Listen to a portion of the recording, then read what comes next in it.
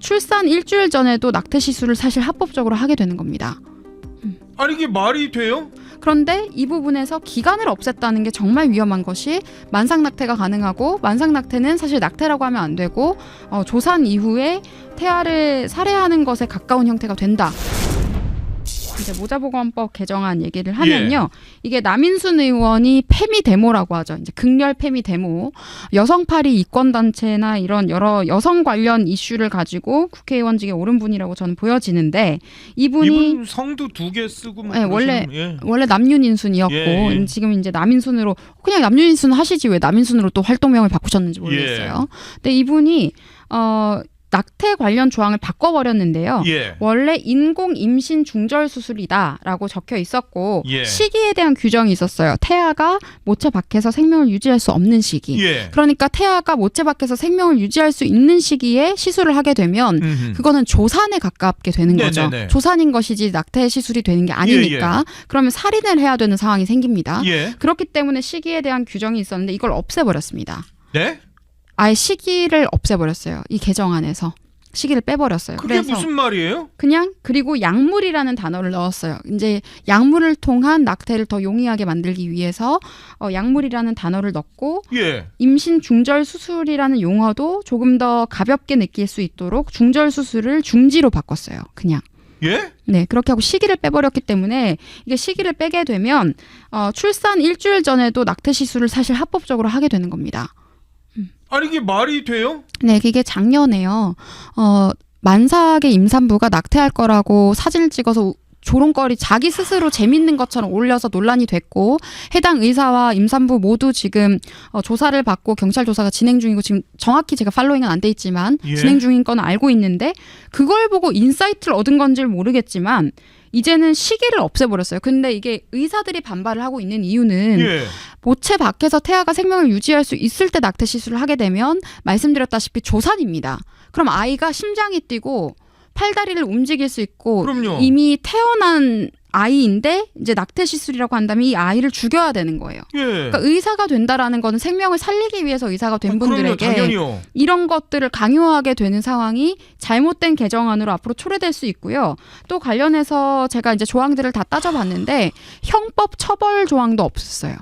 그러니까 이거에 대한 위반을 할 경우, 이제 시기라거나 이런 것들을 남용할 경우에는 뭐 형법 처벌이 될 수가 있는데 지금 이제 시기와 관계없이 이제 형법 처벌을 하지 않도록. 근데 원래도 모자보건법에서 중절 관련해서 가능한 것들을 명시하고 있었어요. 뭐 이제 유전병 관련해서라거나 또는 범죄로 인한 임신이라거나 이런 여러 가지 사유에 대해서는 낙태를 합법으로 인정은 하고 있었거든요.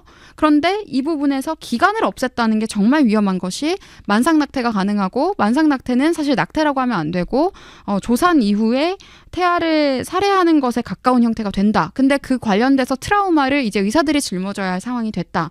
산부인과 의사라고 한다면 생명이 탄생하는 순간에 의학적인 도움을 준다라는 게 더 의미가 크겠죠. 건강하게 아이가 태어날 수 있도록 하는 것.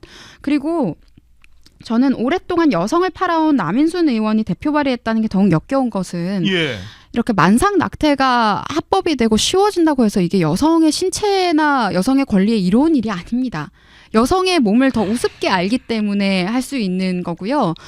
낙태가 이렇게 만삭 낙태 한다고 해서 여성 권리가 올라갔다라고 착각하는 자칭 페미니스트 분들은 좀 각성하시기 바랍니다. 그만큼 몸을 우습게 알기 때문에 이런 것들까지 합법화하는 지경에 이르렀다라는 말씀을 드리겠고, 참. 조산아라고 우리가 하는, 이제 빨리 아이가 뭐 조산아가 태어날 때가 있잖아요. 그럼요. 그렇게 인큐베이터를 통해서 이렇게 되는 경우도 있는데, 조산아보다도 더 이제 모체 안에서 성장을 한 아이를 낙태라는 이름으로 출산을 하고 나서 살해하는 것을 합리적이라고, 우리가 이게 정의롭다, 이게 여성을 위한 일이라고 과연 말할 수 있을까라는 생각이 듭니다. 오히려 여성의 출산을 우습게 알기 때문에 이런 것들을 쉽게 얘기할 수 있게 된 게 아닌가라는 생각도 들고요. 또 이런 것들을 장려하기 위한 목적인지는 모르겠지만요. 건강보험 적용 혜택까지 개정안에 넣었습니다. 그래서 이게 말이 되나?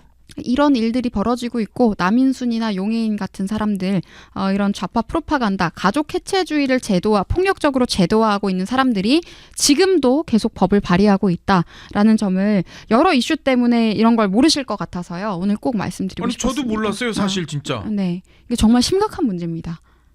아니 생명 경시 풍조죠. 지금 이제 산부인과 교수님들이 의대 교수님들이 이 부분에 문제를 제기를 하고 계세요.